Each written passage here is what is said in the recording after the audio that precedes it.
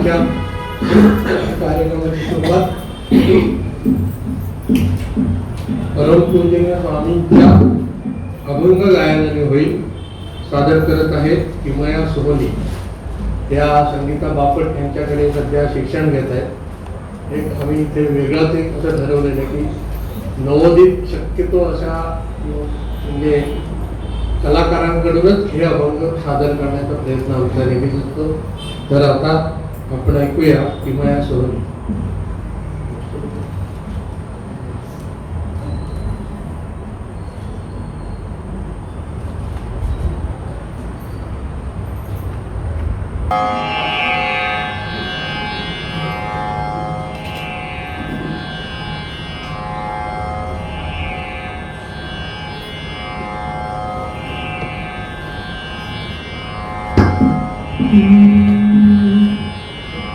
आवडीने गावे हरिनाम गावे, आवडीने भावे हरिनाम गावे, निर्जन चावे संकीर्तनी संकीर्तनी, निर्जना चावे संकीर्तनी संकीर्तनी, आवडीने भावे हरिनाम गावे, आवडीने भावे हरिनाम गावे,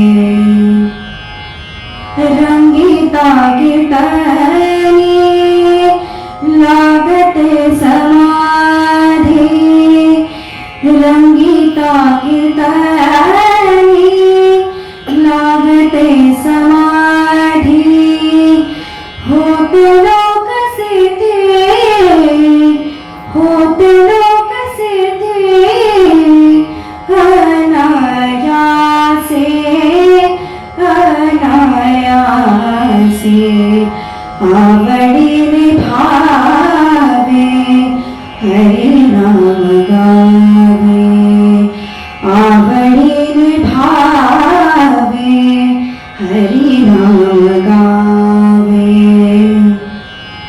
नसे तरी नसो वेदांताचे ज्ञान, नसे तरी नसो वेदांताचे ज्ञान, नाम संकीर्तन, नाम संकीर्तन, सोडून ये सोडून ये, आवडीने भावे हरिनाम गावे, आवडीने भावे हरिनाम गावे, स्वामी म्हणे भावे आकडे वेदांत, स्वामी म्हणे भावे आकडे वेदांत,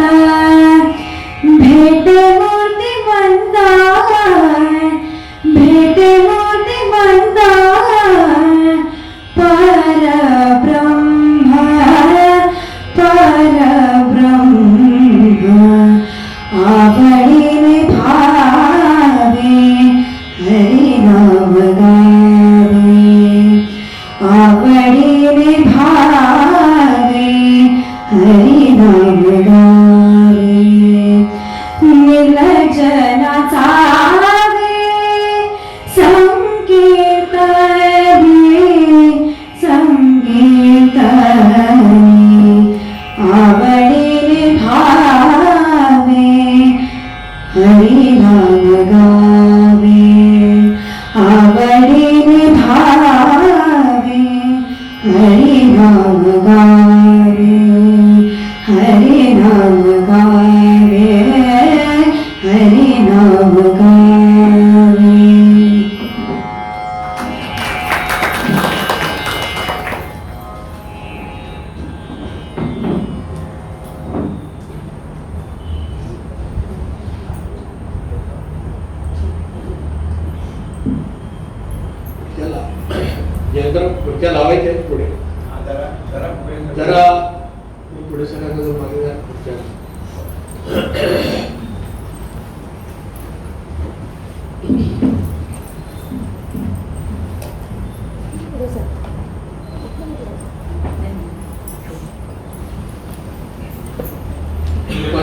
सेवा मंडळातर्फे मंडळाच्या अध्यक्षा शिल्पाताई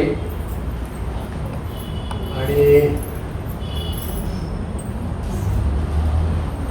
कार्याध्यक्ष जयंतराव देसाई आणि आजच्या आपल्या पाहुण्या डॉक्टर तरुण ढेरे यांचं स्वागत व सत्कार करावा अशी विनंती करतो. तसेच त्यांच्या समवेत आलेले माझे स्नेही अभिवाचक कणकवलीचे श्री प्रसाद घाणेकर यांचेही त्यांनी स्वागत करावं अशी मी त्यांना विनंती करतो.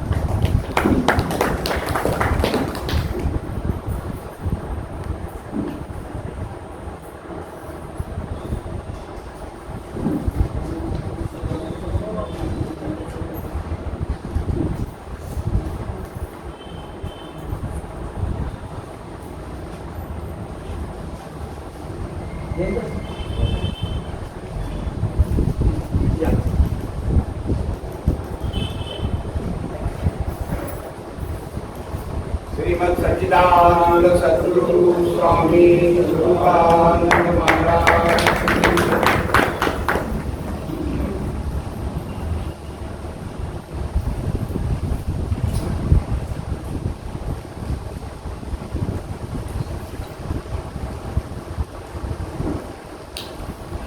नंदताईंचा परिचय खरं म्हणजे एवढ्यानेच पुरेल, पण आजचा परिचय म्हणजे त्यांचं सदैव चाललेलं त्यांचं संशोधन निरीक्षण. म्हणजे अगदी गेले 2-3 दिवस मी त्यांच्याबरोबर आहे. कातळ शिल्पापासून ते धामणीच्या अमोल लोधांच्या राई या स्टे होम म्हणजे आता आपण ज्याला रिसॉर्ट म्हणतो तिथलं निरीक्षण करण्यापर्यंत आणि आपण ज्याला यंदा गौरवलं स्वरूप योगिनी पुरस्कार देऊन त्या संपदा जोगळेकर कुलकर्णी यांच्या घरीही त्यांनी पूर्ण कोकणी जेवणाचा आस्वाद घेतला आणि संपूर्ण त्यांचा शेतीचा प्रकल्प फिरून पाहणी केली, प्रत्येक गोष्टीची बारकता. आणि या हे चालू असताना त्यांची संशोधनात्मक वृत्ती त्यांना स्वस्त बसत देत नव्हती. त्यामुळे आम्हाला संपदा जोगळेकर कुलकर्णी यांनी त्यांच्याबरोबर जाऊन कातळ शिल्पही दाखवली आणि तेही त्यांनी पूर्णपणे त्याची चौकशी केली. हे कसं आहे, काय आहे, काय आहे, म्हणजे प्रत्येक बारीक बारीक शिल्पाची चौकशी त्यांनी केली. त्याच्यातच त्यांच्या संशोधनात्मक वृत्तीची झलक दिसते. हे करत असताना त्यांनी माझ्याबरोबर आणि आता जे घाणेकर आले त्या दोघांनी शांताबाई शेळके यांच्या कवितेचा आस्वाद देवरुख मधील कॉलेजला, जे पहिलं स्वायत्त कोकणाचं कॉलेज झालंय त्यांच्या कॉलेजमध्ये त्यांनी शांताबाईंना आठवताना असा कार्यक्रम दोघांनी मिळून केला. असं जरी मी म्हटलं तरी एकपात्री प्रयोगच झाला आणि जवळजवळ तास 1.5 तास त्यांनी सर्वांना शांताबाई आणि त्या आणि शांताबाईंचं लेखनावरील कवयित्री म्हणून लेखन असेल सगळ्या साहित्याबद्दलची माहिती दिली. अशीही त्यांची एक मी आत्ता ओळख करून देऊ शकतो की ह्याच्यावर त्यांचा खरं म्हणजे 2-3 तासाचा कार्यक्रम होऊ शकेल. वडील अण्णा म्हणजे राचिन ढेरे यांच्यातील संशोधन वृत्तीचे अरुणाताईंच्या वागण्या बोलण्यात आणि लिहिण्यात जाणवते आणि मूळ कवितेची कवयित्री असलेल्या अरुणा आज राचिन ढेरे संशोधन केंद्राचे एक मोठं कार्य उभं करत आहे. आपण आज मंडळाच्या विनंतीला मान देऊन आलात याबद्दल मनःपूर्वक धन्यवाद. आजचे आपले दुसरे अचानक लाभलेले पाहुणे आहेत ते म्हणजे श्री प्रसादजी घाणेकर, ज्याचा आम्ही सत्कार केला ज्यांचा, ते कणकवली येथील आहेत. कणकवली येथील प्रथित यश अशा वसंतराव आचरेकर प्रतिष्ठानचे सर्वा कार्यकर्ते आहेत. स्टेट बँकेतून ऐच्छिक निवृत्ती घेऊन कालिदास, वि. स. खांडेकर, बाबा बोरकर, बाबा आमटे यांच्या साहित्यावर आधारित वाङ्मय अभिवाचनाचे ते सातत्याने कार्यक्रम करत असतात. जाणता वाचक अभ्यासक अधिकाराने स्वतःचे मत नम्रपणे पण ठामपणे मांडताना कैलासवासी डॉक्टर विद्याधर करंदीकर यांच्याप्रमाणेच ते त्याचे पुरावेही देतात। डॉक्टर अरुणा ढेरे यांच्या समोर त्यांनी काल ते गेले 3 दिवस आमच्यावर काय त्याचं रहस्य थोडं मला काल उघडलं की त्यांना आम्ही डॉक्टर विद्याधर करंदीकरांच्या मुलाला कालिदासातील मेघदूतांचा एक त्यांनी कार्यक्रम अभिवाचनाचा बसवला, तो तास 1.5 तास सादर केला आमच्या घरी। आणि माझंही आमच्या कुटुंबाचा आमच्याबरोबर काही मित्रमंडळींचा आम्हाला अचानक त्याचा लाभ मिळाला। केवळ अरुणाताईंना तो शांतपणे ऐकायला मिळावा म्हणून यासाठी हे गृहस्थ कणकवली येथून आले आणि 3 दिवस आमच्या मागावर होते की मला कुठेतरी नक्की असं हे करायचं आहे। त्यांचे मंडळातर्फे स्वागत। माननीय अरुणाताईंनी प्रथमतः आमच्या मंडळातर्फे प्रकाशित होणाऱ्या श्री क्षेत्र पावस या षण्मासिकाचं प्रकाशन करावं आणि त्यानंतर त्यांचे विचार आपण ऐकू।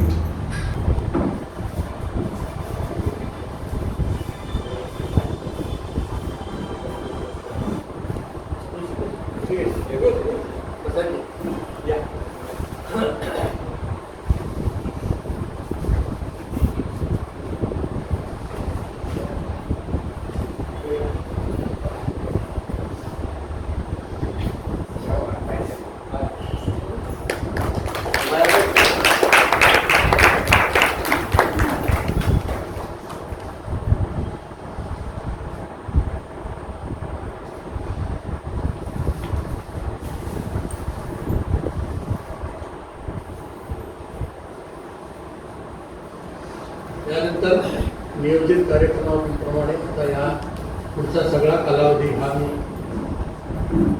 डॉक्टर अरुणाताई आणि प्रसादजी घाणेकर यांच्याकडे सोपवत आहे। अरुणाताई, प्रसादजी। वैशिष्ट्य आहे की दत्तप्रभूंच्या नरसिंह सरस्वती महाराजांच्या निर्गुण पादुका पुढे आहेत आणि त्यांचा फोटो आहे, म्हणजे संजीवन पादुका। सहसा हा फोटो उपलब्ध होत नाही पण आपल्या सर्वांसाठी उपलब्ध झालेला आहे।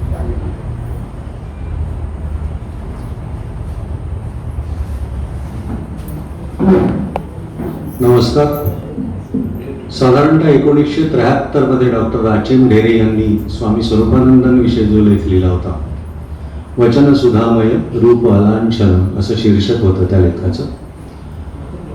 आणि डॉक्टर राचिम ढेरे स्वामींना अनेक वेळा भेटले होते, त्यांच्या चित्रकार मित्र अनंतराव सालकरांबरोबर ते येत असत। हा लेख जेव्हा शंकरराव देव जे आधीचे राजकारणी आणि नंतर समर्थ वाङ्मय मंडळाचे कार्यकर्ते होते, त्यांच्या वाचनात आला तेव्हा शंकरराव राचिम ढेरेंना म्हणाले की हे शीर्षकच इतकं बोलकं आहे, वचन सुधामय रूप अलांछन, की यातूनच सगळी स्वामींची ओळख होते। आणि त्यांनी आणखी एक माहिती ढेरेंना अशी दिली की तुम्हाला माहीत नसेल पण रामभाऊंनी सोहम जपाची पहिली दीक्षा मला दिली आहे। कदाचित त्याच्यातून असं सिद्ध होतं की स्वामी स्वरूपानंद आणि शंकरराव जेव्हा तुरुंगात होते स्वातंत्र्याच्या काळात, तेव्हाचे हे पहिले अनुग्रहित असू शकतील शंकरराव। आता मी या लेखाचं वाचन करतो आहे, वचन सुधामय रूप अलांछन। बार्बारा यंगनं खलील जिब्रान विषयी म्हटलं होतं, he was alien to this world. तो या जगात परका होता, पाहुणा होता। स्वामी स्वरूपानंदांचं स्मरण झालं की मला असंच वाटत राहतं।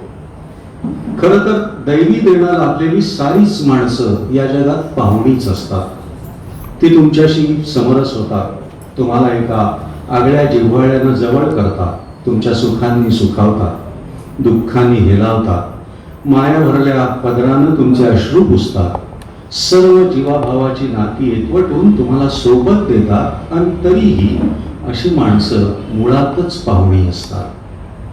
ती मुळातच मुक्त असतात केवळ तुमच्यासाठी। काही काळ त्यांनी मायेची बंधनं जाणीवपूर्वक स्वीकारलेली असतात, परंतु असा एक क्षण येतो, त्या क्षणी दिक्कालाची सीमा सांभाळणारं शरीर ते स्वेच्छेनं उतरवून ठेवतात आणि निजधामाचा मार्ग चोखाळतात। मग ते तुमच्या मुखावर ओथंबलेल्या कातरतेमुळे घोटाळत नाहीत, तुमच्या डोळ्यातल्या आसवांमुळे अवघडत नाहीत, तुमची कीव करीत आनंदोल्हासाने पुढे चालू लागतात. वेदनांचा वसा तुमच्या पदरी टाकून, विजेरी वेदनांचा वसा, अंधाराला विजेची जखम व्हावी अशा वेदनांचा वसा. स्वामी स्वरूपानंद, ज्ञानदेव, निवृत्तीनाथ, नामदेव, तुकोबा यांच्याच कुळीतले कुळवंत, ज्ञानदेवांच्या दिव्य परंपरेचा वारसा सांभाळणारे, स्वरूपानंदाचे स्वामी, स्वानंद साम्राज्याचे चक्रवर्ती. जीवनात मिळवायचं ते सर्व मिळवलं होतं, सोडायचं ते सोडलं होतं. कृतार्थतेचा महोत्सव सतत 40 वर्ष अनुभवला होता. या लोकीच्या सख्या सोयऱ्यांबरोबर 4 दिवस खेळीमेळी करायची ती प्रसन्नपणानं केली होती. जे काम त्यांच्यावर सोपवलं गेलं होतं ते पार पाडलं होतं. जो सांगावा होता तो आपल्या उर्मीनं सांगितला होता. वाट्याला आलं ते सारं तटस्थतेनं भोगून संपवलं होतं.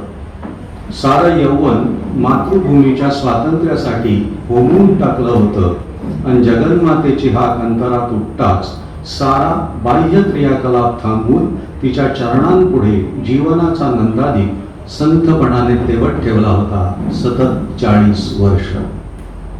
15 डिसेंबर 1903 या दिवशी रामचंद्र विष्णू गोडबोले या लौकिक नामरूपानं या जगात अवतरलेलं हे जीवन 1934च्या जुलैपर्यंत मातृभूमीच्या बाह्य बंधविमोचनात मग्न होतं आणि त्यानंतर अखेरपर्यंत आंतरिक मुक्तीच्या परमानंदात विहरत होतं. 1934च्या जुलैपासून गेली 40 वर्ष स्वामींचे जीवन हे स्फटिक गृहीच्या दीपाप्रमाणे अविचलपणे तेवत होतं. आपल्या शीतल प्रकाशाने अनेकांची अंधारलेले जीवन उजळत होतं. आणि ते जेव्हा निरोप घेऊन गेले तेव्हा ते म्हणाले, दिक्कालाचे तुटोन बंधन, जिथे लोपले ते मी तूपण, होऊनी स्वये च्युतघन आपण, स्वभावे साक्षीत्वही संपले, स्वामी निजधामी चालले. या निजनामाच्या वाटेवर त्यांच्या संगती आदिगुरु शिवशंकर आहेत, नाथ मच्छिंदर आहेत, गोरख गैनींसारखे योगानुभूतीचे भास्कर आहेत, निवृत्ती ज्ञानेश्वर आहेत आणि पांडुरंगालाही अनुगामी बनवणारे मुक्ताई सोपानासारखे अनेक सखे सहोदर आहेत. सिद्धांच्या आणि संतांच्या पदस्पर्शाने या वाटेवरल्या शिळातून चितकळा फुलत आहेत आणि रजत कणावर रत्नांची कमान चढते आहे. या वाटेवरून चाललेल्या स्वामींचे अवीट माधुर्यात भिजलेले शब्द कानात घुमत आहेत. ध्येय असावे सुदूर केजी, कधी न हाती यावे. ध्येय असावे सुदूर कीजे, कधी न हाती यावे. जीवे भावे मात्र तयाच्या प्रकाशात चालावे. प्रकाशात चालता चालता चालण्याची विसरावे. भावातीत स्वभाव सहज, ध्येयी तन्मय व्हावे. श्री अनंतराव सालकर या चित्रकार मित्राबरोबर प्राचीन ढेरे तथा अण्णा स्वामींच्या दर्शनाला येत असत आणि त्यांना एकदा स्वामींनी जे मार्गदर्शन केलं त्या संदर्भात त्यांनी या लेखातही लिहिले आणि 2010 मध्ये जेव्हा त्यांना पुण्यभूषण पुरस्कार मिळाला तो पुरस्कार स्वीकारतानाच्या भाषणात त्यांनी त्या साक्षात्काराच्या प्रसंगाचा उल्लेख केला होता. तो असा होता, या भेटीच्या वेळी माझे चित्रकार स्नेही अनंतराव सालकर स्वामींना म्हणाले, यांना अजून खूप काम करायचंय पण प्रकृती साथ देत नाही, सतत आजारपण पाठीला लागलाय, काही उपाय सांगा. स्वामी किंचित हसले, म्हणाले, लहान मूल असतं, खेळत असतं अंगणात, जोवर ते खेळात दंग असतं तोवर त्याला कशाचं काही वाटत नाही. पडणं झडणं खरचटणं त्याला काही भानच नसतं. मग केव्हा तरी आई हात मारते, खेळ थांबतो, मूल भानावर येतं आणि आई जवळ गेल्यावर नंतर मग त्या लागण्या पडण्याच्या वेदना जाणून रडू येतं. पण तेव्हा काळजी घ्यायला कुशीत घ्यायला आई असतेच. तुम्हीही एक खेळ मांडला आहे, संशोधनाचा खेळ. तो मनापासून खेळत राहा. आई बोलावून घेईल तेव्हा पडण्या झडण्याच्या जखमांची काळजी ती घेईलच. प्राचीन ढेरेंना 19व्या वर्षी क्षय झाला होता आणि त्या वाघेनी त्यांची प्रकृती सतत अस्वस्थ आणि दुबळी राहिली. पण कदाचित स्वामींच्या या उद्गारांनी ते पुढे 2016 पर्यंत सातत्यानं काम करत राहिले. या लेखाच्या शेवट राजीव ढेरे म्हणतात, मी तुम्हाला धन देतो, पुत्र देतो, आरोग्य देतो असे सांगणारे किमयाकार आपल्याला पावलोपावली भेटतात. पण स्वामी देहभोगांना विसरण्यासाठी चिरंतनाचा डाव मांडायला सांगत होते. असं सांगणारा महात्मा मी प्रथमच पाहत होतो. या भेटीची सुखमय गुरुवर ताजी असताना दुसरं दर्शन घडलं ओझरतच, पण तरीही पाजरायला लावणार. त्यानंतर पुन्हा दर्शन घडू शकलं नाही. पुढे ते पावस अंतर वारंवार तोडता आलं नाही. पण आता या अंतराचा अंतराय सरला आहे. स्वामींचा अंतरात्मा अनंतात लय पावला आहे. आता केव्हाही आणि कुठेही त्यांचं दर्शन घडू शकेल. आपण आपलं हृदय विवेकानं झाडावं, प्रेमानं त्यावर सडा शिंपावा, सद्भावाच्या रांगोळीनं 2 पद्मदळे रेखावी आणि आर्ततेने हाक द्यावी. या माझ्या हृदयावर देवा, या माझ्या हृदयावर देवा, पवित्र आपुले पाऊल ठेवा. माझा विश्वास आहे की त्या पद्मदळांना स्वामींच्या पदस्पर्शाचं भाग्य लाभल्याविना राहणार नाही. धन्यवाद.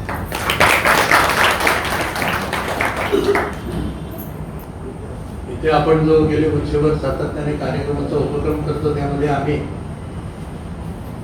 व्याख्यानकर्त्या किंवा प्रवचनकर्त्या या सगळ्यांचा एक पुष्पहार अर्पण करून त्यांचं स्वागत करून त्यांचं प्रवचन सुरू होतं.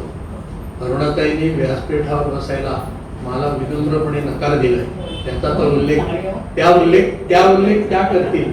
फक्त सांगते की त्या पीठावर बसण्याची माझी कधीच योग्यता नाही, साधना नाही, कुठल्याच प्रकारे त्या वाटेवरती माझं पाऊल नाही. मी अभ्यास करते, मी वाचते आणि म्हणून ती गाठी नाही. मला मी इथून बोलते आणि ते तुम्ही मान्य कराल. फार छोटी आहे आणि ते अगदी स्वाभाविक, पोटी नम्रता नाही आहे. ते स्वाभाविकपणाने स्वामींच्या चरणाशी आल्यानंतर हे मला म्हणायला लागत आहे, तेवढं मी म्हणते आहे आणि मी इथून बोलते. आणि तुम्हा सगळ्यांना नमस्कार करते. मी स्वामींना कधी पाहिलं नाही. माझे वडील स्वामींच्याकडे जात असत तेव्हा मी फार लहान होते आणि समजत्या वयात येईपर्यंत स्वामी देहाने आपल्यामध्ये राहिलेले होते. त्यामुळे ऐहिक जगाचा त्यांनी निरोप घेतला होता. पण आज आपल्याला कळतं, म्हणजे मलाही कळतं की जीवनाचं रहस्य ज्यांनी जाणलेलं आहे आणि ज्यांना आत्मबोध झालेला आहे, अशा सत्वधीर पुरुषांच्या ज्या प्रेरणा असतात, त्या प्रेरणा प्रेषितांच्या प्रेरणा तितक्याच प्रभावी असतात. आणि देहानं अशी साधुतुल्य माणसं आपल्यामध्ये नसली तरी त्या प्रेरणा सज्जन, सुविचारी, सद्वत्नी आणि सश्रद्ध माणसांच्या आयुष्याला कायम दिशा देत राहतात. स्वामी असे दिशादर्शक आहेत, असं मला म्हणावंच वाटतं, ज्यांच्यामुळे समाजाचं शील टिकून राहतं आणि लौकिकाचं वैयर्थ्य जाणवलेल्या जीवांना ज्यांच्यामुळे आत्मशोधाची तळमळ लागते, ज्यांच्यामुळे जीवनाच्या विविध अनुभवांना, विपरीताला, जीवनामधल्या संकटांना सामोरं जाण्याची आणि अमंगलावर मात करण्याची शक्ती लागते आणि क्षुद्र मोहांच्या जाळ्याबाहेर पाऊल टाकण्याचं धैर्य ज्यांच्यामुळे आपल्याला मिळतं, अशा सिद्ध पुरुषांपैकी एक होते स्वामीजी. सिद्ध हा शब्द आपण पुष्कळदा सैल अर्थाने वापरतो. नेमका अर्थ जाणून आपण भाषा वापरतोच असं नाही. त्यात अनेक शब्द आपण सवयीने वापरतो, अनेक विशेषण आपण सवयीने वापरतो, अनेक व्यासपीठ आपण सवयीने वापरतो. मी असं म्हणते की अध्यात्म मार्गावरच्या पारिभाषिक शब्दांपैकी एक आहे सिद्ध हा शब्द. म्हणजे बद्ध, मुमुक्षु, साधक आणि सिद्ध या साधकाच्या वाटचालीतल्या 4 पायऱ्या आहेत. माणसाच्या अध्यात्म मार्गावरच्या वाटचालीतल्या 4 पायऱ्या आहेत. आपण सगळेच जण बद्ध आहोत, पहिल्या पायरीवर आहोत. निरनिराळ्या जीवनातल्या मोहांनी बद्ध आहोत, सांसारिक पाशांनी बद्ध आहोत, आपण बद्ध आहोत. आणि बहुतेक सगळेजण बद्धतेमध्ये आनंद मानणारेही आहोत. म्हणजे खर तर जीवन आता इतक्या बाजूंनी आपल्यासाठी अवघड होत चाललेलं आहे, इतका आपल्या विविध क्षमतांचा ऱ्हास करणारं झालेलं आहे की रोजचा दिवस आपली दमछाक करतोय जगण्याच्या बाबतीत. अशा वेळी सुख दुःखांच्या, आशा निराशेच्या आणि मोह त्यागाच्या पलीकडे अस्वस्थ जीवांना आंतरविश्वामध्ये तरी शांतीचा अनुभव घेता यावा, अशासाठी आपण ज्यांच्याकडे वळावं, ज्यांच्या शब्दांकडे वळावं, ज्यांच्या स्मरणाकडे वळावं, असे स्वामीजी होते. सिद्ध पुरुषाची थोरवी आपल्याला अशा कारणाने कळून येते. पुष्कळ आम्ही स्वामींची चांगले भाषेची हातात घेते. वाचताना त्यांचे सहज सोपे प्रभावी शब्द जणू स्वामींचंच रूप धरतात असं म्हणायला. किती साधं, किती सहज, किती नैसर्गिक रूप होतं त्यांचं. त्यांच्याकडे पाहिल्यानंतर माणसांना शांती. आजही त्यांचा आपण फोटो पाहतो, त्याच्या समोर त्यांचा पुतळा असतो, त्याच्या समोर उभं राहिलं तरी आपल्याला कळतं की इतका नैसर्गिकपणे शांत असलेला माणूस हा क्वचित बघायला मिळतात. वाची मोठी माणसं तसे स्वामी, तसे त्यांचे शब्दही जे आपल्या तुमच्या माझ्यासाठी उच्चारले गेले. जैसे आपुलिया अस्तित्वाचे भान न लोपते जाण अंधारेही. जैसे आपुलिया अस्तित्वाचे भान न लोपते जाण अंधारेही, तैसे शोधू जाता कोण तू म्हणून अखंड स्फुरण आत्मैक्याचं. आपण अंधारात असलो, उजेड नसला तरी आपण आहोत, मी आहे, माझा देह आहे, माझं शरीर आहे याची जाणीव असते आपल्याला. आपली स्वतःची जाणीव अंधारात सुद्धा लोपत नाही आपली. तसं या सगळ्या विश्वातल्या जाणीवेच्या अंधारामध्ये कोण तू असं म्हणायला लागल्यानंतर ज्याचं तो आणि मी एकच आहे, सोहम्य ध्यानाबद्दल जे आपण स्वामी सतत बोलतात, तर तिथे तोच मी आहे असं जे आत्मैक्याचं स्फुरण आहे ते लोपत नाही कधी. असे सिद्ध पुरुष होते स्वामी. किती साधे शब्द. मला वारंवार ज्ञानदेवांची आठवण होते. म्हणजे तत्वचिंतन ज्ञानदेवांच्या बाबतीत मी या तिघांच्याही बंधाबद्दल बोलते आहे. मी अभंग ज्ञानेश्वरीचा अभ्यास उलगडून नाही सांगते, मी या तिघांमधल्या साम्याबद्दल बोलते आहे. म्हणजे ज्ञानेश्वरी ही गीता टीका आहे, भावार्थ टीका आहे. जे 18 अध्यायांमध्ये सांगितलं श्रीकृष्णाने ते 9000 ओव्यांमधून उलगडलेलं आहे ज्ञानदेवांनी. आणि ओवीला बाजूला ठेवून अभंगाचा छंद घेऊन स्वामींनी तुमच्या माझ्यासाठी ते आपल्या मराठीत, आजच्या मराठीत आपल्यासाठी आणलेलं आहे. तशीच चांदेव 65 आहे की तत्वचिंतन आहे ते उपनिषदांमधून पाजरलेलं आहे. आणि उदाहरणं किती साधी सोपी दिलेली आहेत. रूप वेगळी आहे पण चैतन्य एक आहे. सर्वत्र भरून राहिलेलं ईश्वर तत्व एक आहे. उदाहरणं किती झाली आहेत. तरंग उठलेले दिसतात ते अनेक असतात पण पाणी एकच असतं असं ते म्हणतात. किंवा दिवे उजळतात, त्या ज्योती वेगवेगळ्या दिसतात पण अग्नी तर तोच असतो असं ते म्हणतात. धूळ उडालेली दिसते पण शेवटी ती मातीच असते, एकच असते. जमीन एकच असते. गाडगी मडकी घडवली तरी ती माती एकच असते असं ते म्हणतात. आणि मग आपल्याला लक्षात येतं की मी आता म्हटलं ते स्वामींचे शब्द मला आठवायला सांगावेसे वाटतात की तरंगाचे वस्त्र न फेडिता जैसे उदकते असे स्पष्टत्वेची, नाना धुलीकण उठले म्हणून काय पृथ्वी पण लोपे त्यांचे, किंवा दीपपण पावला म्हणून अग्नी झाला भिन्न म्हणू एकी, किंवा घटाधिक मृत्तिकेची भांडी मृत्तिका उघडी परी त्यात, ती मातीच आहे शेवटी असं ते म्हणतात. मला पुष्कळदा असं वाटतं की स्वामी काय करतात, ज्ञानेश्वरीची एक रेख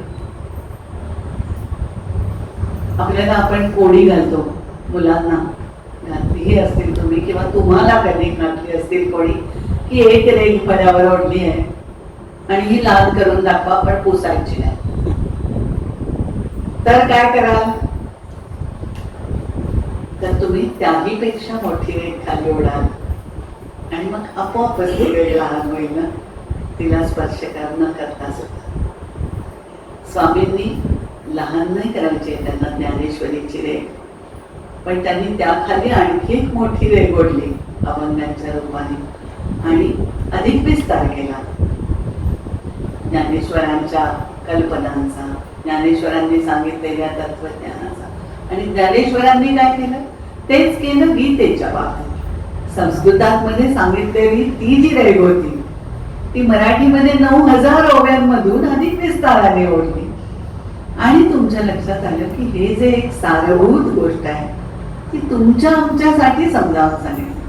मला नेहमी असं वाटतं की हे जे सिद्ध पुरुष ज्यांना आपण म्हणतो, मला ज्ञानेश्वर आणि स्वामी यांच्यातही याच गोष्टींचं साम्य अनेक गोष्टींचं वाटतं, त्यात हेही वाटतं. म्हणून मी नाव जरी तिला अभंग ज्ञानेश्वरी, ज्ञानेश्वरी आणि महाभारत, तरी मला मुळात म्हणायचे ज्ञानदेव स्वामी आणि महाभारतकार व्यास त्यांच्यामधलं एक सूत्र मला सांगायचं. गीता लिहिणारे किंवा गीता रचणारे, गीता सांगणारे व्यास श्रीकृष्णाच्या अंतिम रूपाने.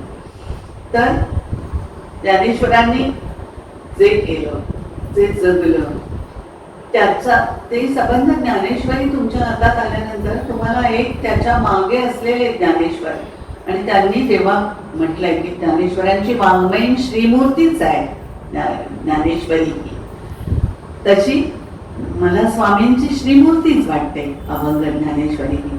त्याच्या मागे त्यांचं सगळं जीवन उभं आहे. म्हणजे बघा, मला नेहमी असं वाटतं की शब्द केव्हा मोठा होतो, त्यामागे त्या माणसाची जी आत्मशक्ती असते ती शब्दाला मोठं करते. विवेकानंद सर्वधर्म परिषदेच्या व्यासपीठावर उभं राहिले आणि म्हणाले, माझ्या बंधू भगिनींनो, तुम्ही आम्ही 1000 वेळा हा शब्द उच्चारला तरी त्याच्या मागे ती आत्मशक्ती नाही की जी सगळ्या जगाला हलवून गेली. आणि त्या एका संबोधनाने काय घडलं तुम्हाला माहिती. भगवान बुद्धांच्या बाबतीत कथा सांगतात की येत होता समोरून मस्त हत्ती आणि लोक भराभरा बाजूला होत होते, गोंधळले होते, सैरावैरा धावत सुटले होते की हत्तीच्या पायाखाली चिरडले जावं, हत्तीला आवरायला कोणी नव्हतं. आणि बुद्ध बाजूला नाही सरकले, ते त्या हत्ती समोर उभे राहिले आणि शांत हो रे बाबा असं म्हणाले, हात वर करू, आणि हत्ती शांत उभा राहिला. हे तुमच्या आमच्याकडून नाही शक्य. त्या शब्दाच्या मागे जी शक्ती आहे ना, ती भगवान बुद्धांची शक्ती होती, ती विवेकानंदांची शक्ती होती. माणसाची आत्मशक्ती शब्दाला मोठं करते, श्रीमंत करते. आणि म्हणून ज्ञानेश्वरांनी ज्या वेळेला गीतेचा अर्थ तुम्हाला मला सांगायला सुरुवात केली, तुम्हाला मला म्हणजे तुमच्या माझ्यासारख्या सामान्य माणसांना, छोट्या छोट्या गावांमधली सर्वसामान्य बाया बापडी होती ती, जी त्या 16 वर्षाच्या मुलाच्या मुखातून बाहेर पडणारे शब्द ऐकायला गोळा झालेले होते. तोपर्यंत त्यांना ज्ञानाचे दरवाजेच उघडे नव्हते, बंद होती ती कवाडं. संस्कृताचं ज्ञान हे फक्त शास्त्री पंडितांनाच माहिती, जे शिकलेले आहेत त्यांनाच माहिती, बाकीच्या सर्वसामान्यांपर्यंत पोहोचतच नव्हतं ते ज्ञान. गीतेचा अर्थच पोहोचत नव्हता. केवढे उपकार आहेत आपल्यावर ज्ञानेश्वरांचे की त्यांनी इतक्या सहज सुगमपणे गीतेचा त्या 18 अध्यायातलं सार, हे 9000 ओव्यांचा प्रपंच सांगत तुमच्या माझ्या समोर उलगडले. त्यांचे शब्द प्राण कानात आणून ऐकणारी माणसं होती समोर. आणि ज्ञानेश्वर त्यांना म्हणत होते, प्रभू तुम्ही महेशाची आकृती, माझ्यासाठी तुम्ही प्रत्यक्ष शिवशंकर आहात समोर बसले. नुसतं नाहीये की प्रत्येक जीवामध्ये परमात्मा भरून आहे, ते पाहत होते. ते असं म्हणत नव्हते की हे अज्ञानी जीव आहेत आणि यांच्यासाठी मी काही सांगून राहिला. स्वतःच्या व्यक्तिगत आयुष्यातल्या वेदना आणि दुःख हे सगळं कुठे स्पर्श नाही त्या शब्दांना, त्याचा सगळं बाजूला ठेवून ज्ञानेश्वरी सांगत गेले ज्ञानेश्वर. आणि त्या सगळ्याच्या मागे त्यांची तोपर्यंत नाथपंथाचं केलेलं अध्ययन आहे. निवृत्तीनाथांच्याकडून मिळालेली, सद्गुरूच होते ते, वडील बंधू नव्हते नुसते, त्यांच्याकडून मिळालेली दीक्षा आहे आणि प्रेरणा आहे. आणि त्याच्यामुळे ती नाथपंथाच्या साधना मार्गामध्ये जे मिळालेलं आहे ते संचित आहे, ते सगळं त्याच्या मागे उभं होतं. आणि ती एक मोठी आत्मशक्ती. की या सगळ्या माणसांच्या साठी मी सांगतो. काय आहे स्वामींचं आयुष्य म्हणजे? कशासाठी त्यांनी हे सगळं सांगण्याचा खटाटोप करायचा? एकेकाळी देशाच्या स्वातंत्र्यासाठी तुरुंगवास भोगणारे आणि निरनिराळ्या पातळ्यांवर वणवण करत लोकांना जागं करण्याचा प्रयत्न करणारे स्वामी या वाटेवर वळतात. त्यावेळेला पुन्हा एकदा त्या ज्ञानेश्वरीचा त्यांना आलेला अनुभव हा तुम्हाला आम्हाला यावा. याचं कारण की जुनी मराठी नाही समजणार तुम्हाला एकतरी ओवी अनुभवावी. हा अनुभव नाही येऊ शकणार कारण ते शब्द तुम्हाला अवघड जातील, तुमच्या रोजच्या आयुष्यात मला स्पर्श करणारे नाही आहेत ते. मग तुम्हाला तुमच्या भाषेत हे सांगितलं पाहिजे असं म्हणत स्वामी त्याच्याकडे वळलेले, देहाने क्षीण झालेले, आजारपणाची टक्कर देणारे आणि तरी देखील हा सगळा शब्दांचा प्रपंच कुणासाठी करायचा? ज्ञानेश्वरांनी तरी कुणासाठी करायचा? ज्या समाजाने छळ केला, वाळीत टाकलं, ज्या समाजाने उपेक्षा केली, ज्या समाजाने आई वडिलांना देहांताची शिक्षा दिली आणि इतकं अपार दुःख वाटायला आलं, ज्या समाजाने परीक्षा घेतल्या ज्ञानाच्या आणि स्वतःच्या शास्त्रीय पंडित असलेल्या लोकांच्या ज्ञानाचे अहंकार त्यांनी मिळवले आणि या मुलांना ज्या प्रकारे वागवलं, ती सगळी अवहेलना, ती सगळी उपेक्षा, हे सगळं वाट्याला आल्यानंतर सुद्धा तुमच्या आमच्यासाठी एक साक्षात्काराचा अनुभव असा असतो की जिथे शब्द गरज नसते त्या शब्दांच्या. ते माणसाला नाही बोललं तरी चालतं, अनिर्वाच्यच असतं किंबहुना ते.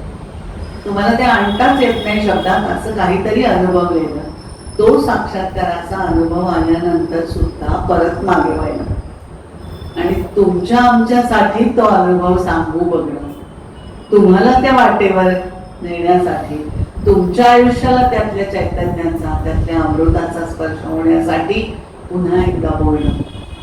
ही गोष्ट केली आहे ज्ञानेश्वरांनी आणि तीच गोष्ट केली आहे स्वामींनी असं मला वाटतं. अभंग ज्ञानेश्वरी आणि ज्ञानेश्वरी याच्या मागे या दोघांची अलौकिक व्यक्तिमत्व होते आणि म्हणून हे शब्द मोठे आहेत असं मला वाटतं. शब्दांना श्रीमंती देणारे हे निर्धन, लौकिकार्थाने निर्धन अशी माणसं, पण प्रत्यक्षात यांची दैवी संपत्ती किती मोठी आहे हे आपल्याला अशा वेळेला कळतं ज्या वेळेला ते शब्द आपल्याला सगळी परंपरेची, तत्वचिंतनाची अशी गाठोडी उघडून धरतात. खजिना आहे तो आणि ती उघडून धरतात आपल्या समोर की पहा हे काय.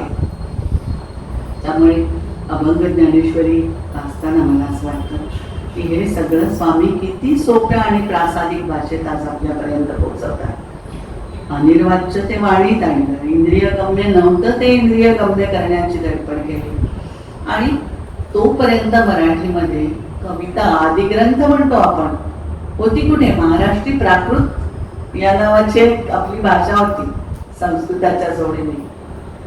त्याच्यातून मराठी आणि मराठी भाषा ही अशा प्रकारे मोठा आध्यात्मिक आशय पेलू शकते हे सांगत ज्ञानेश्वरी आपल्या समोर ठेवली की ती भाषा. आणि मग त्यांनी असं म्हटलं की माझ्या मराठाची बोलू कौतुके हे यासाठी म्हटलं परी अमृतातेही पैजा जिंके. देशी भाषा आहे माझी छोटीशी, पण ती अमृताशी पैजा जिंकणारी आहे.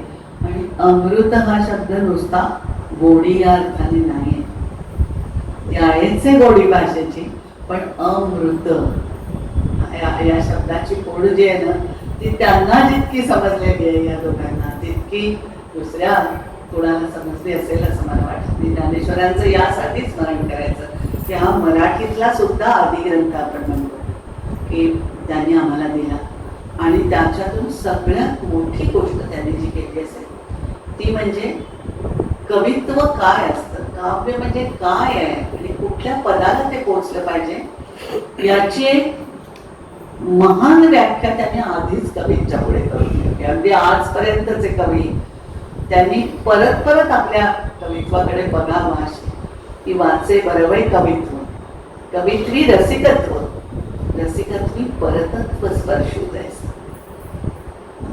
रचा तुम्ही कविता पण त्याच्यामध्ये रसिकता पाहिजे.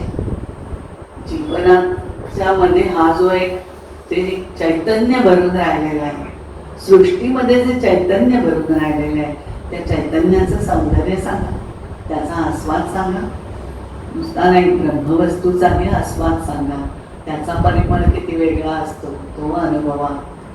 ब्रह्मवस्तू म्हणताना मला स्वामींचे फार सुंदर ओळ आठवते, ओवी आठवते की भाव या वस्तूची प्राप्ती साधक साधना करीती, परिते वस्तू आहुती साधकाची जमावे. वस्तू म्हणजे ब्रह्मवस्तू, ब्रह्म, तिची प्राप्ती होण्यासाठी साधक साधना करतात. पण त्या ब्रह्माला कशाची आहुती हवी असते? त्या साधकाचीच हवी असते.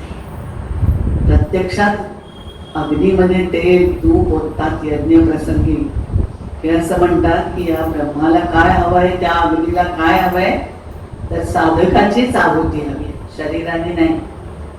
तुमच्या मनाने, तुमच्या ध्यानाने, तुमच्या अहंकाराची आहुती हवी. म्हणून स्वामी जे पुन्हा सांगतात की अहंता बाजूला ठेवणं, हे मी पण बाजूला ठेवणं, ते त्याच अर्थाने सांगतात ते. तेव्हा त्याची आहुती दिल्याखेरीज ब्रह्माची प्राप्ती होणार नाही, त्याची जाणीव होणार नाही. आणि मग कवितेला हा जो परतत्वाचा स्पर्श व्हावा लागतो, त्यातून तुमचे शब्द, तुमचं काव्य मोठं होणार आहे याची जाणीव.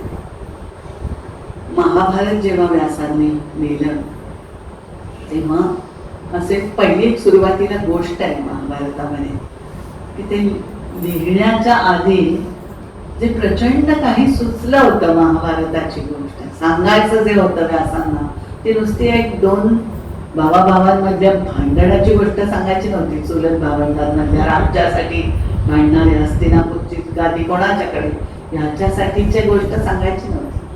ते तर निमित्त होतं. त्या निमित्ताच्या म्हणजे त्या निमित्ताने व्यासांना जीवनाचं हे एवढं दर्शन तुम्हाला घडवायचं होतं की काय माणसं असतात, माणसं कशी जगतात, माणसं काय घेऊन, कुठली मूल्य घेऊन जगतात, माणसं कशी हरतात, माणसं कशी लढतात, माणसं कशी मोडून पडतात, माणसं कशी राखेतून उभी राहतात. नाना प्रकारच्या माणसांचं दर्शन व्यासांना घडवायचं होतं.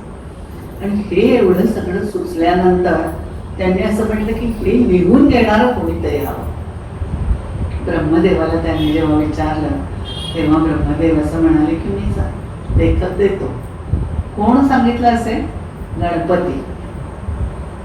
हा लिहून घे, बुद्धीचा देव आहे, गणपती लिहून घे. व्यास म्हणाले ठीक आहे, पण गणपती साधा नव्हता. त्याचं म्हणाले लिहून घेईन मी, पण हे कट आहे, कथेचा ओघ थांबवायचा नाही, मी थांबणार नाही पुढचं सुचेपर्यंत, तुम्ही अखंड सांगितलं पाहिजे. व्यास त्याही पेक्षा मोठे होते. ते असं म्हणाले मी नक्की सांगेन, मी थांबणार नाही, पण माझीही एक अट आहे, लिहून घेणाऱ्या माणसाने नुसतं लिहून घ्यायचं नाही, अर्थ समजून लिहून घ्यायचं. मग अर्थ समजून लिहून घेणार असाल तर मी अखंड सांगेन. असं म्हणतात की महाभारतामध्ये 800 कूट श्लोक आहेत की जिथे थांबावंच लागलं गणपतीला, आणि पुढचं सांगण्यासाठी व्यासांना थोडा दम मिळाला, श्वास मिळाला. तुमच्या लक्षात येईल की आपण अनेकदा वाचतो किंवा लिहितो एखादे ज्ञानेश्वरी लिहून काढली हाताने, तेव्हा आपण त्याला गुंततो हे खरं, पण अर्थ समजून लिहिणं, अर्थ समजून म्हणणं, अर्थ समजून बोलणं ही आणखी वेगळी गोष्ट आहे. आज स्वामींच्या निमित्ताने म्हणजे इथे जयंतराव आहेत, सगळेच पदाधिकारी आहेत.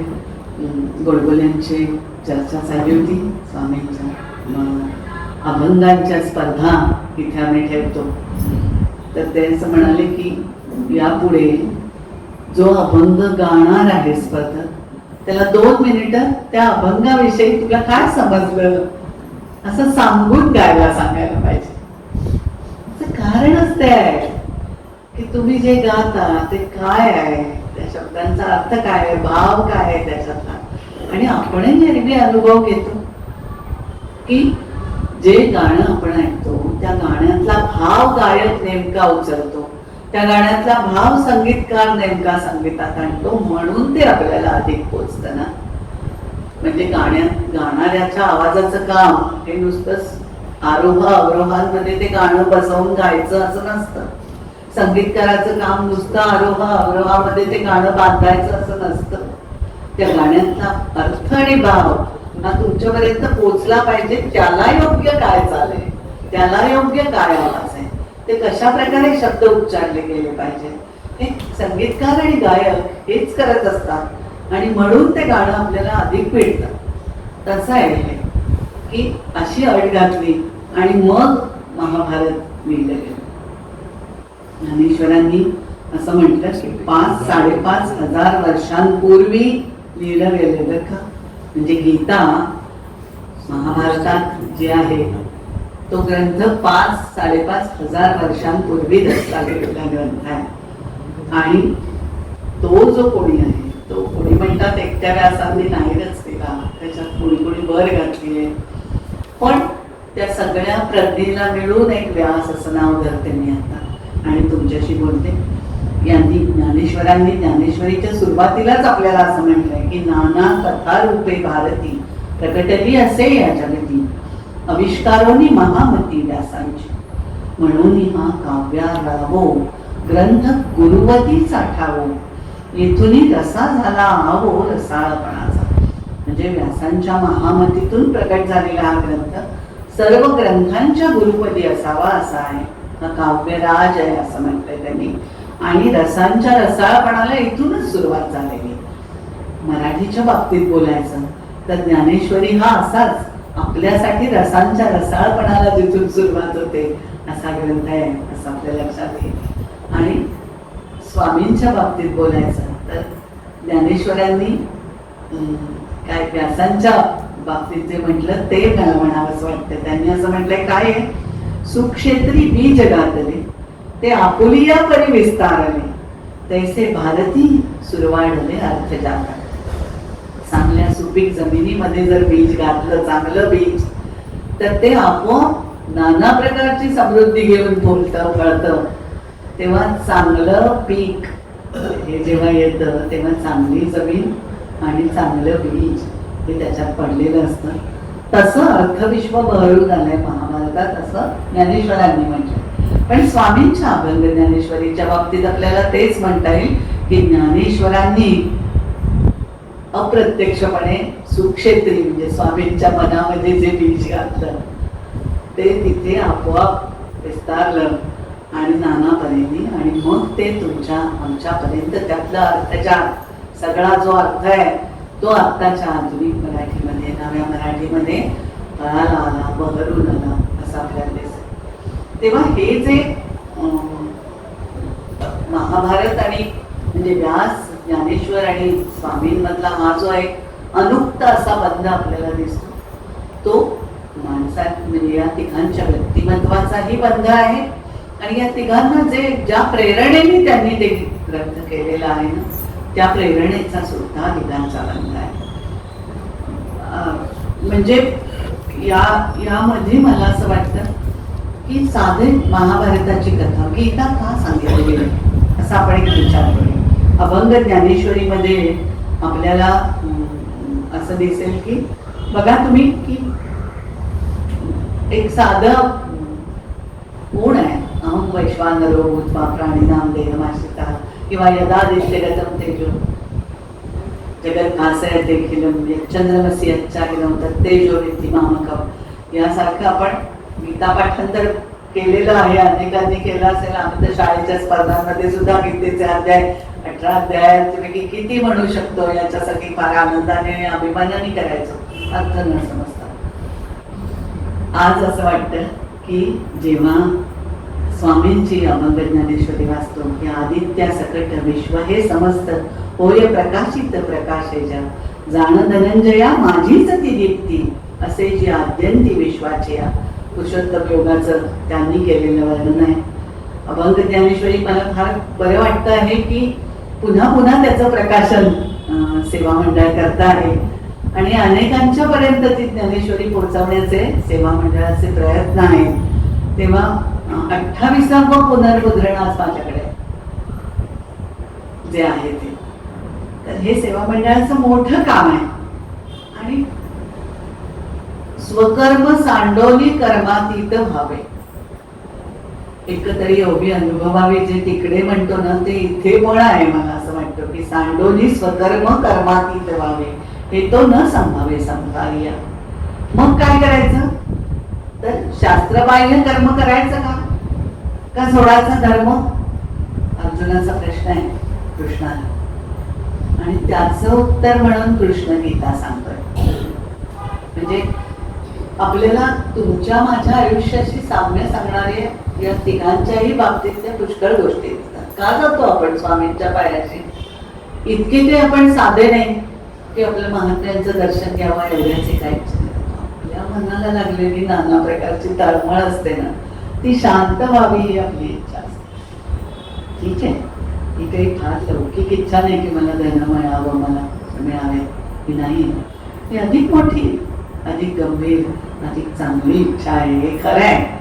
पण तरी ती आपली इच्छा आहे ना की नाना प्रकारच्या जीवनातल्या व्याधींनी ग्रासलेला मी, त्याला एक हे सगळे बंधन निघून मला काही एक शांती मिळावी, यासाठी त्यांचं चिंतन, त्यांचं स्मरण, नुसतं त्यांच्या शब्दांचा सहवासात जाणं हे मला हवं आहे. जे कुठेतरी मला शांती मिळते असं मला एक अनुभव आहे, म्हणून आपण जातो.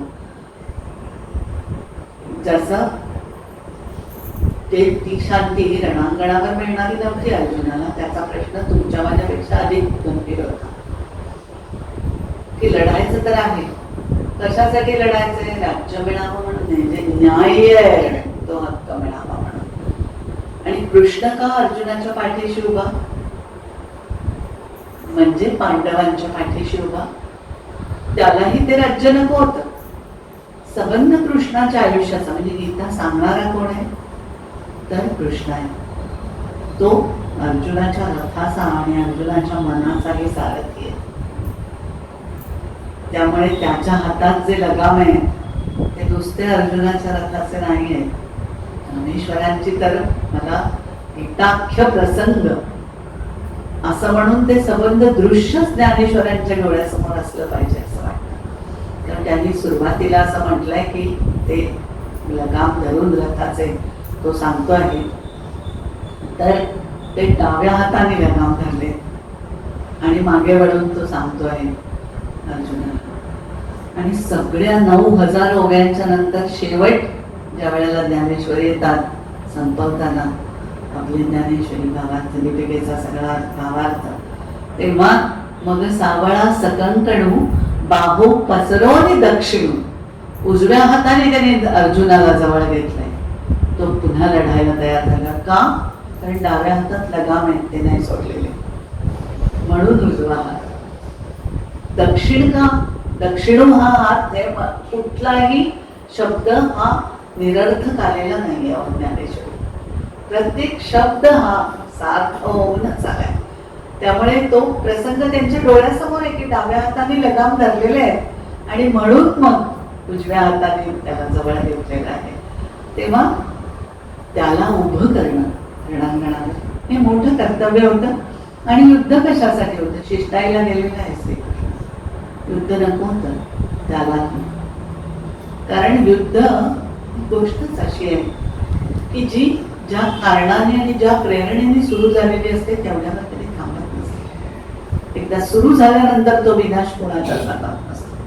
तुम्हाला ठिणगी टाकता येते, तुम्हाला काडी टाकता येते, पण मग तो जाळ किती पसरत जाईल हे तुमच्या हातात नसतं. तसंच झालं ना, संहार केवढा झाला आहे त्याचा भारतीय युद्धाचा. 10 जण फक्त वाचलेले, 18 अक्षौहिणी सैन्य असं आपण म्हणतो त्याचा. तेव्हा हा संहार घडू नये यासाठीचे शेवटचे प्रयत्न आहेत. आणि कृष्णासारखा माणूस हेच करणार श्रीकृष्ण हे उघड आहे की नको आहे संहार. पण मग तो अटळही ठरतो ज्या वेळेला सद्धर्माचं रक्षण करायचं असतं, ज्या वेळेला न्यायाचं रक्षण करायचं असतं, आणि ज्या वेळेला समजुतीने सामोपचाराने नाही ऐकत दुर्जनतेची लाट नाही थोपवता येत, त्यावेळेला अटळच ठरतो संहार. त्यावेळेला अटरच असतं त्यांचा पारिपत्य. शठाला प्रतिशठ होणं किंवा मऊ मेणाहुनी आम्ही विष्णुदास कठीण वज्रास, म्हणजे ती लाठी आम्ही घेऊ शेवटी दुर्जनांच्यासाठी. हातामध्ये काठी आहे. संतांनी हेही म्हटलेलं आहे. हे यासाठी आहे की शेवटी नाईलाज झाल्यानंतर युद्ध आहे, तेव्हा तो सारथ्य करायला आलेला आहे. आणि अर्जुन हा तर नर आणि नारायणाची जोडी म्हणतात त्या दोघांची. त्यामुळे तो कृष्ण आणि तो फार वेगळा नाहीये. मनुष्य आणि मनुष्याचा देव होण्याची जी प्रक्रिया आहे त्याच्या दोघ जण की कोणामध्ये ती क्षमता आहे परमेश्वर रूप होण्याची, परमेश्वराशी एकरूप होण्याची, तो अर्जुन आहे. आणि कृष्ण आहे जो नारायणच आहे, स्वयमेव परमेश्वर आहे. अशी ती जोडी आहे दोघांची. तेव्हा तो अर्जुनाला सांगतो, तो त्यासाठी सांगतो आहे की आता अटळ आहे युद्ध आणि म्हणून लढलं पाहिजेस, म्हणून कर्म केलं पाहिजेस. तुला दुःख आहे हे मान्य आहे, पण मग त्या कर्माचं फळ मला अर्पण कर ना, तू मोकळं हो. हे कर्तव्य आहे. माणसाने कर्तव्य केलंच पाहिजे. कर्मफळाची आशा करू नको यासाठी सांगितलंय की त्याच्यातलं सुख आणि दुःख दोन्ही स्वीकारू नकोस. काम करायचंय ते केलं, आपण बाजूला झालो या भावनेने कर. समोर माझे काका आहे, समोर माझे भाऊ आहे, या भावनेने हातात धनुष्य नाही धरता येणार. एकदा सांगावी लागली तो प्रसंग अत्यंत अवघड आहे. आयुष्यात माणसाच्या असे प्रसंग फार कमी वेळा असे पेच निर्माण होतात. आणि असे पेच जेव्हा निर्माण होतात की ज्या वेळेला दोन्ही बाजू एकाच तराजूमध्ये एकाच वजनाने तोलायच्या असतात, त्यावेळेला काय करायचं हा जो माणसाच्या पुढे प्रश्न येतो. त्यावेळेला मग हे कर्माच्या विषयीचं तत्वज्ञान हे तुम्हाला स्वीकारावं लागतं. ते केलंय श्रीकृष्णाने. आणि म्हणून मग सांगणारा कृष्ण कोण आहे तर तो या सगळ्यामधून गेलेला आहेच ना. मला थोड्या वेगळ्या दृष्टीने कृष्णाचं आयुष्य तुम्हा लोकांच्या पुढे विचारासाठी ठेवावं असं वाटतं.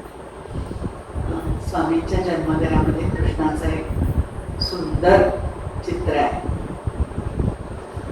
लहान बाळकृष्ण आहे तो. त्याच्या चेहऱ्यावर अतिशय गोडवा आणि निरागसतेच्या तेजाचे असे छोटा प्रकाश आहे त्या चित्रामध्ये चित्रकाराने दाखवले. तिथपासून तो जो गोकुळातला लीला धरकृष्ण आहे, खोड्या करणारा, मस्ती करणारा, तिथपासूनचा हा याच्या काय ज्याला म्हणून की गीता सांगणारा कृष्ण, आणि नंतर स्वतःच्या स्वजनांचा संहार बघत शेवटी मरणाला सामोरा जाणारा तो योगेश्वर कृष्ण. तिथपर्यंतच हे संबंध आयुष्य पाहिलं तरी तुम्हाला असं दिसेल की मानवी जीवनाच्या प्रत्येक अवस्थेला स्पर्श केलेला आहे कृष्णाने. म्हणजे तो मूल आहे तेव्हा आजही आपण पाळण्यात घालताना कोणी गोविंद घ्या, कोणी गोपाळ घ्या असं म्हणत पाळण्यात घालतात मुलाला. त्या पिंपळ पानावरती ते मूल अंगठा चोखत पडलेला आहे, तो आपल्या घरात तो गोपाळ कृष्ण नांदावा असं घरोघरच्या बायकांना, आयांना वाटत राहत. त्याच्या खोड्या आहेत त्या आजच्या तुमच्या माझ्या सगळ्या भोवतालच्या लहान मुलांपर्यंत त्याच्यात प्रतिबिंबित झालेल्या आहेत. असा कृष्ण पुढे तरुणपणी गोपींच्या मध्ये रमलेला कृष्ण, यमुनेमध्ये मालिकाच्या मस्तकावर नाचत त्याला परास्त करणारा कृष्ण. आणि मग तुम्हाला असं दिसेल की कंस बंद झालेला. का केला? त्याला थोडंच राज्य हवं होतं. आपल्याला इतिहासाच्या रंगाने जायचं झालं तर आपल्याला हे स्वच्छ दिसतं की गोपालांचं राज्य हे गणराज्य होतं. राजा नव्हता कोणी. झालाच असता तर बलराम राजा झाला असता. जरासंध हा राजेशाहीचा पुरस्कर्ता होता. शिशुपाल हा राजेशाहीचा पुरस्कर्ता होता. आणि हे लोकशाही गणतंत्र होतं त्या काळातलं. त्यामुळे कृष्णाला स्वतःला राज्य नको होतं, त्याला बसायचं नव्हतं राजगादीवर. कंसवध झाला ते प्रयोजन आणि कौरवांना परास्त करण्याचं किंवा त्यांचा निपात करण्याचं प्रयोजन एकच, दुष्टांचा संहार, दुष्टांना नाश करणं त्याचा. आणि म्हणून कंसवध झालेला आहे. तिथूनही उग्रसेनाला राज्य देऊन बाहेर पडलेला आहे. आणि मग ज्या वेळेला त्यांनी म्हणजे गोकुळ वृंदावनाच्या मथुरेला आणि मथुरेमधून केव्हा निघाले, जरासंधाने सतत आक्रमण केलेले 17 वेळा. तुम्ही जर प्रवासाला गेला असाल राजस्थानामध्ये, गुजरातमध्ये, तर रणछोडदासाचं मंदिर आहे, नाथजी नाथद्वारालाही म्हणतात. रणछोडदास हे नाव कृष्णाला का मिळालंय? तो पळाला म्हणतात द्वारकेला म्हणून, पण हे कौतुकाचं नाव आहे बरं का रणछोडदास. कारण लक्षात घ्या की 17 वेळा जरासंधाचा पराभव केलेला आहे त्याने हल्ला केल्यानंतर मथुरेला. तेव्हा जो 17 वेळा करू शकतो तो 18व्या वेळेला 20व्या वेळेला नसता का करू शकला? ती शक्ती होतीच. 17 वेळा म्हणजे काही कमी नाही, एकदा दोनदा नाही आहे. 17 वेळा जरासंधाने हल्ला केलेला त्याने बदलून लावला.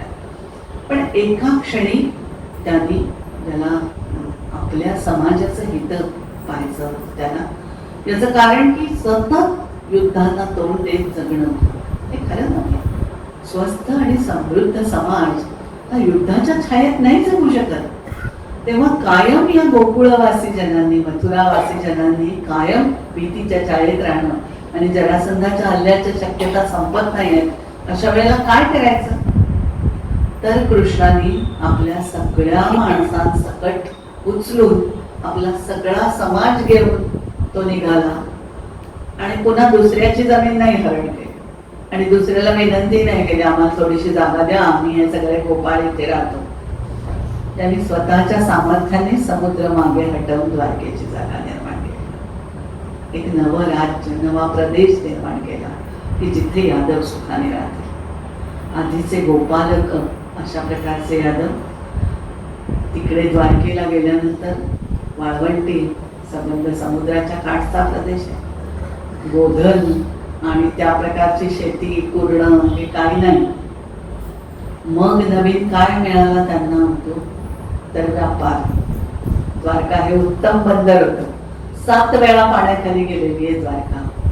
असं आपल्याकडे आर्किओलॉजीचे जे पुरातत्व खात्याची माणसं ती म्हणतात की 7 पाण्याखालचे शहर आहेत. म्हणजे द्वारका पुन्हा पुन्हा वसवली गेली.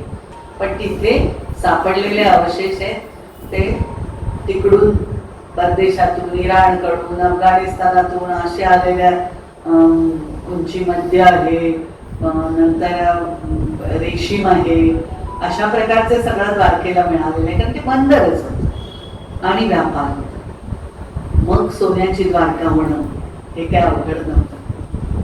पण तुम्हाच्याही लक्षात येईल की कृष्णाने केलेले हा अत्यंत दूरदर्शीपणाचा हा निर्णय आहे आपल्या समाजासाठी, आपल्या लोकांच्यासाठी, की सतत युद्धाच्या छायेत असलेला 17 वेळा हा अनुभव घेतल्यानंतर त्यांनी आपल्या समाजाला उचललं. एक नवीन विश्व, नवीन जागा, नवीन प्रदेश निर्माण केला.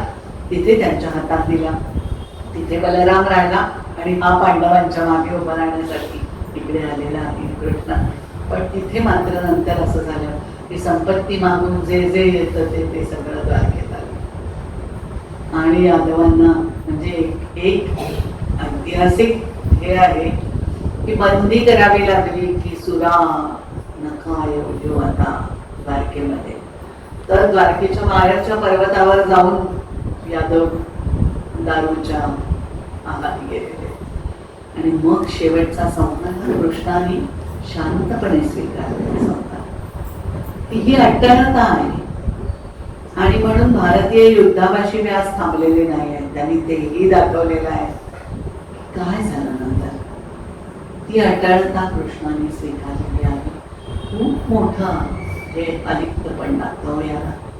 त्या सगळ्यातून पलीकडे जाणं, ज्या गोपालांसाठी जीव टाकलेला होता त्याच्यामधूनही स्वतःला सोडवून घेणं आणि शेवटी त्या एका वृक्षाखाली त्या धानी मारलेला बाळ आहे आणि कृष्णाचं निर्माण आहे. तर हे सगळं पाहिल्यानंतर असं वाटतं की हा सुखदुःखांच्या पलीकडे गेलेला असा आहे. कृष्ण हा दशावतारांमध्येही 8वा आहे, देवकीचाही 8वाच पुत्र होता. अर्जुनाला महाभारतात 2 वेळा विश्वरूप दर्शन आहे.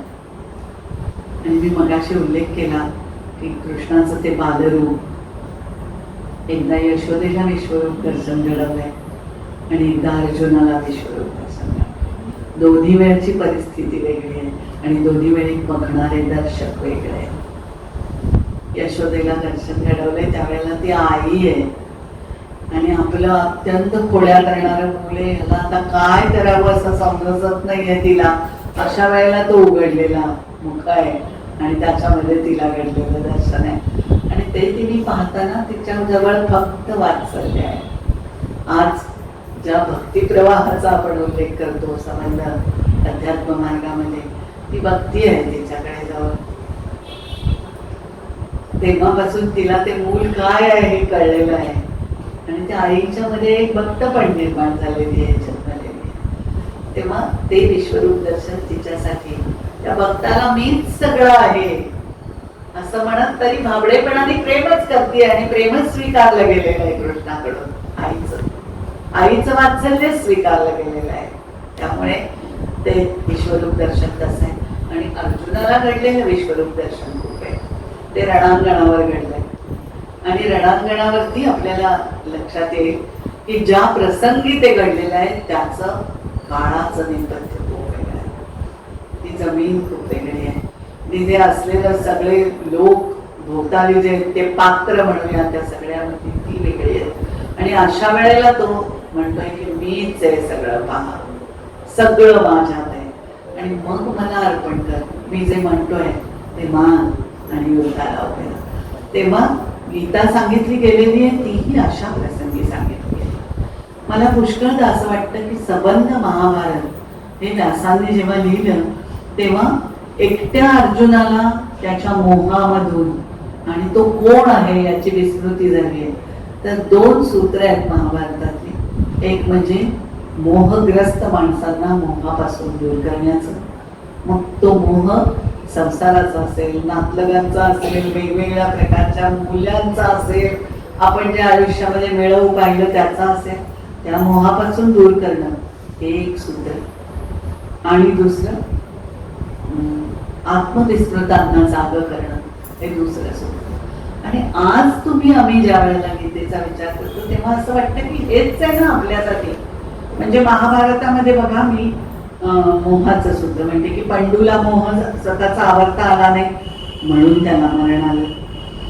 धृतराष्ट्राला पुत्रमोह आवरता आला नाही म्हणून कौरवांचा नाश झाला आणि त्याला दुःख, 100 पुत्रांच्या मरणाचं दुःख त्याच्या पदरात आलं. युधिष्ठिराला द्यूताचा मोह आवरता आला नाही म्हणून पुढचं सगळं महाभारतातलं त्यांचं पांडवांना अपमान आणि वनवास भोगावा लागला. शंतनूला सत्यवतीचा मोह पडला, गांधारीला पातिव्रत्याचा मोह पडला. कितीतरी मोहांचे ची दर्शनं आपल्याला महाभारतामध्ये घडवलेली दिसतात. आणि मग येऊन पोचतो आपण अर्जुनाला पडलेल्या मोहाशी. तो मोह म्हणजे लालसा नव्हे, मोह म्हणजे आसक्ती नव्हे, मोह म्हणजे माया, विक्रम. आणि त्याच्यामध्ये त्याला जे वाटतं आहे की आपले नामलगच आहे. भीष्मांच्या मांडीवर खेळलोय मी, कसं मार मारायचं आपल्या आजोबांना. गुरु आहेत द्रोणाचार्य, त्यांनी मला जीव ओतून शिकवलंय, कसा बाण मारू त्यांना, कसं समजू की हे माझे शत्रू आहेत. हा मोह आहे. याच्यामधूनही बाहेर काढायचंय कृष्णाला. गीता त्यासाठी सांगितली गेली. महाभारताचा काळ खूप जुना आहे पण विस्मृतीसारखं हेही सूत्र आपल्याला दिसतं की हे मोहाचं सूत्र त्यांनी केलंय. आणि आत्मविस्मृतांचं काय, तुम्हाला मला पण विसर पडलेला आहे की आपण कोण आहोत. आपल्याला अनेकदा आपल्या इतक्या भूमिका आयुष्यात कराव्या लागतात की त्या भूमिकांच्या पलीकडे काही जगणं असतं हेही आपण विसरून चाललेलो. तेव्हा स्वतःला ओळख, आपलं कर्तव्य काय आहे ते काय सांग, असं म्हणून सांगितले गेलेले आहे. ही 2 सूत्र घेऊन ज्या वेळेला गीतेपाशी आपण येतो तेव्हा आपल्या लक्षात येतं की ही कथनाची जी परंपरा चालू आहे महाभारतातली, त्याच्यामध्ये पुस्तकातल्या पानांमध्ये राहत नाही फक्त अभंग ज्ञानेश्वरी, त्याच्यामध्ये पुस्तकाच्या पानांमध्ये राहत नाही फक्त ज्ञानेश्वरी, त्याच्यामध्ये पुस्तकाच्या पानांमध्ये राहत नाही फक्त गीता, तर ती तुमच्या आमच्या आयुष्याला मार्गदर्शक असं म्हणून दर वेगवेगळ्या काळांमध्ये महापुरुषांनी सांगितलेली वाणी ठरते. आणि प्रसंग तेच असतात की जे थोडा काळानुरूप बदल करून तुमच्या माझ्या भोवती निर्माण झालेले असतात. म्हणजे ज्या वेळेला अर्जुनाला गीता सांगितली तो प्रसंग ज्ञानेश्वरांच्या काळात फार वेगळ्या अर्थाने त्यांच्या समोर उभा होता. म्हणजे राजकीय क्षेत्रात आपल्याला माहिती की रामदेवराव यादवांचं राज्य हे सततच्या मुस्लिम आक्रमणांनी आदरलेलं राज्य होतं. संबंध मध्ययुग हे अंधाराचं युग आपण म्हणतो असं होतं. निरनिराळ्या कारणांनी पोखरलेली तळागाळातली माणसं होती. त्यांच्या सुखदुःखांची कुणालाही पर्वा नव्हती. अशा वेळेला त्या सगळ्यातून वर काढण्यासाठी म्हणून सांगितली गेलेली ज्ञानेश्वरी. आपण पुष्कळदा मला असं वाटतं, मी म्हणजे फार अधिक काळ बोलत नाही, माझ्या घड्याळाकडे लक्ष आहे, पण मला असं वाटतं की ह्या सगळ्यामध्ये एक गोष्ट आपल्याला पुन्हा पुन्हा सांगावीशी वाटते आणि लक्षात येते की ज्या वेळेला सत्याची आणि न्यायाची प्रतिष्ठा संपावी अशा प्रकारचा काळ घेरून येत असतो, त्यावेळेला या प्रकारचा महात्म्यांचा शब्द हा तुमच्या माझ्यासाठी मार्गदर्शक असतो. पण त्याची जाणीव होऊन माणसांनी जागवणं हे त्या महात्म्यांच्या हातात नसतं हो, ते तुमच्या माझ्या असतं की आपण जाग व्हायचं की नाही, आपण जागे होणार आहोत की नाही, आपल्याला आपली स्मृती आपण कोण आहोत याची जाणीव होणार आहे की नाही. म्हणून मी म्हटलं तसं की मोह आणि आत्मविस्मृती या दोन गोष्टींनी गिरलेल्या अर्जुनाला जागा करण्यासाठी गीता सांगितली. या दोन गोष्टींनी घेरलेल्या समाजाला जागा करण्यासाठी एकेकाळी ज्ञानेश्वरी सांगितली गेली. आणि आज आपल्या समाजाची त्याच प्रकारची स्थिती आहे असं आपल्या लक्षात आहे. मोह आणि आत्मविस्मृती या दोन्ही गोष्टी आहेत की ज्या तुमच्या माझ्या भोवती सतत आपण अनुभवतो. आपण ते मोह इतक्या उग्र आणि विखारी स्वरूपात अनुभवतोय माणसांच्या भोवती असलेले की अर्जुनाचा मोह हा फार वेगळा मोह होता. त्याला आपल्या नातेवाईकांच्या वरती बाण टाकणं ते अवघड झालेलं होतं. अशा प्रकारे विकल झालेला अर्जुन होता. आज तुमच्या माझ्या भोवतीचे मोह आणि ज्या मोहांमध्ये आपण अडकतो आहोत ते मोह फार वेगळे आहे. म्हणजे तुमच्या माझ्या हातात शस्त्र उचलण्याचं भानच आपल्याला नाहीये. अशा प्रकारे समोरचं संबंध जग एका विचित्र विखारी स्वरूपामध्ये तुम्हाला मला मोह घालताय. आणि ही बाजारपेठेची जी माया आहे ना ती फार घातक अशा प्रकारची माया. मी आधुनिक काळामध्ये यासाठी येते आहे आणि माझ्या व्याख्यानाचा समारोप करते आहे की हा काळ असा विचित्र आहे की चांगलं काय आणि वाईट काय हे कळेनासं झालेलं आहे. अशी स्थिती पुष्कळदा माणसांच्या आयुष्यात येते, पण कधी नव्हे ती समाजाच्याच आयुष्यात यावी असा हा काळ आहे. आणि म्हणून आपण सगळेजण ज्या एका विचित्र मोहाच्या नगरीमध्ये किंवा विश्वामध्ये असे अडकतो आपण, त्याच्यात विश्वात्मक काय व्हावं, मोह नाही विश्वात्मक व्हावा. पण आता होतोय तर तोच होतोय. याचं कारण की सगळं जग जवळ येत आहे ते एका विचित्र बाजारपेठीय राजकारणाच्या मायाजालाने एकत्र आहे. आणि त्याच्यामध्ये तुम्हाला मला पटणारे मोह हे पुष्कळ वेगळे आहेत. तिथे ते मोहजाल भेटणं हे तुमच्या माझ्यासाठी खूप अवघड गोष्ट आहे. विशेषतः ज्या तरुण पिढीच्या वरती आज आपलं लक्ष आहे त्यांच्यासाठी हे मोह हे खूप वेगळ्या पद्धतीने त्यांच्यासमोर येतात. त्यामुळे विचारशक्ती जागृत करणं, आपल्याला काय करायचंय आणि आपण कोण आहोत, सबंध भारतीय परंपरा ही इतकं मोठं संचित देणारी गोष्ट आहे आपल्याकडे की एकेकाळी म्हणजे मला मुद्दाम हे उदाहरण सांगावंसं वाटतं आणि मग मी थांबणार आहे.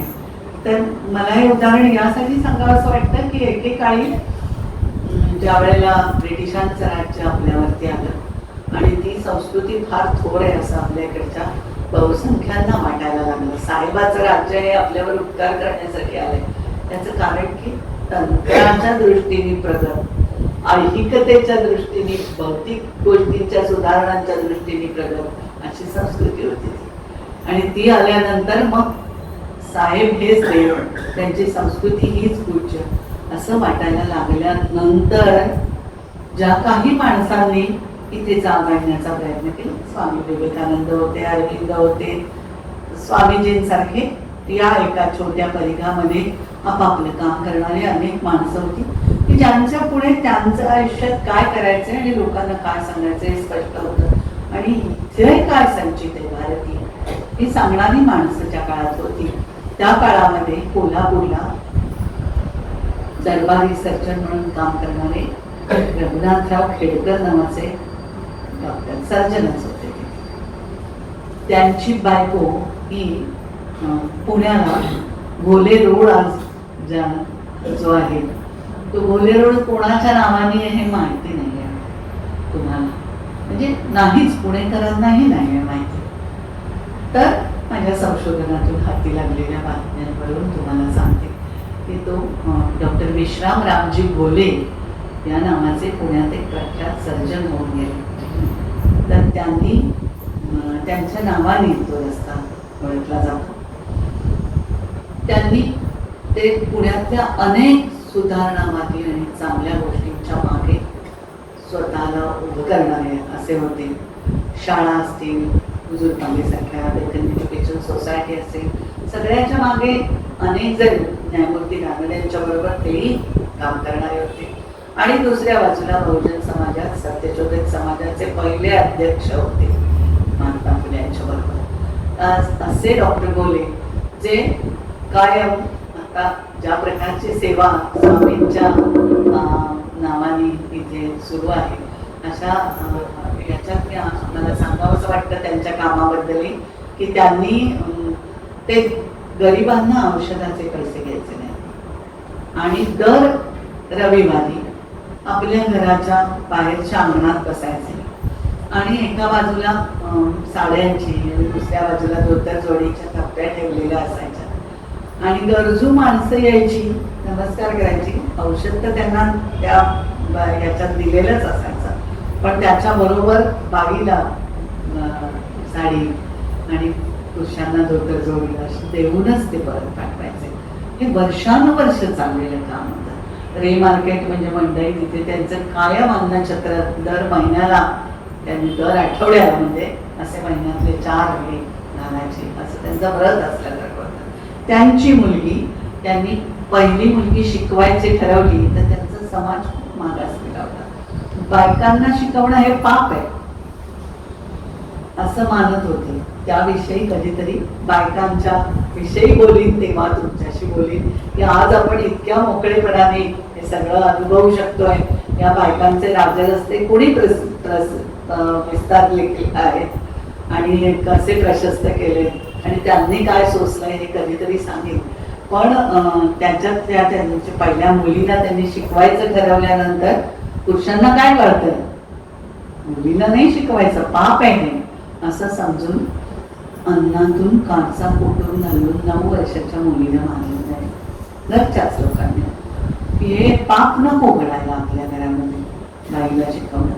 तरी त्यांनी दुसऱ्या मुलीला शिकवलं आणि रघुनाथराव खेडकरांची ती पत्नी झाली.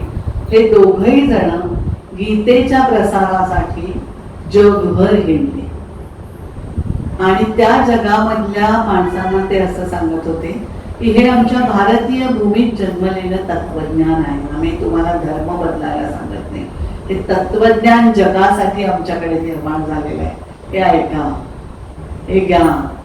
आणि जगभरातून त्यांच्यावर जो स्तुतीचा वर्षाव झालेला आहे, तिकडच्या वर्तमानपत्रांमधून ज्या बातम्या आलेल्या आहेत ते सगळ्या खेडकरांच्या म्हणजे त्यांच्या पत्नीच्या घरामधून माझ्यापर्यंत आल्या आणि थक्क व्हायला लागलं. अशा प्रकारचं त्यांचं ते जगभरातला पराक्रम होता.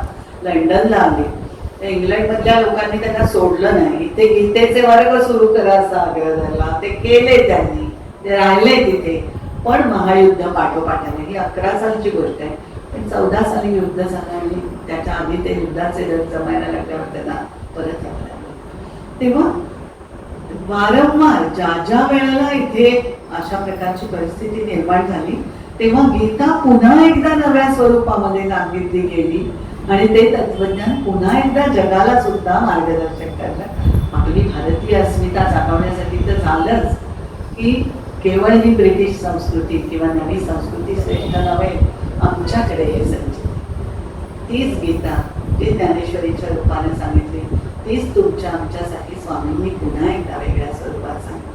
भूमिका त्याच आहे, व्यासांची काय, ज्ञानेश्वरांची काय आणि स्वामींची काय, घेणारे कोण आहेत याच्यावर खूप अवलंबून आहे असं मला वाटतं. स्वरूपानंदांच्या सेवा मंडळाच्या वतीने जे काम चालू आहे त्याच्यामध्ये घेणारी माणसं एकत्र यावी, घेणारी माणसं जागी व्हावी, जागृत माणसांचा एक समाज निर्माण व्हावा याची धडपड आहे, याची तळमळ आहे, याची मला जाणीव आहे. आणि म्हणून तुमच्याशी या प्रकारे बोलण्यासाठी निमंत्रित करता आलं, केलं तुम्ही मला आणि तिथे मला बोलण्याची संधी मिळाली की मी स्वामींची हाक आहे असं म्हणून स्वीकारले आणि तेवढ्या एका क्षीण धाग्यासाठी इथे आले आणि तुमच्याशी संवाद केला. तुम्ही गोड मानून घेतलं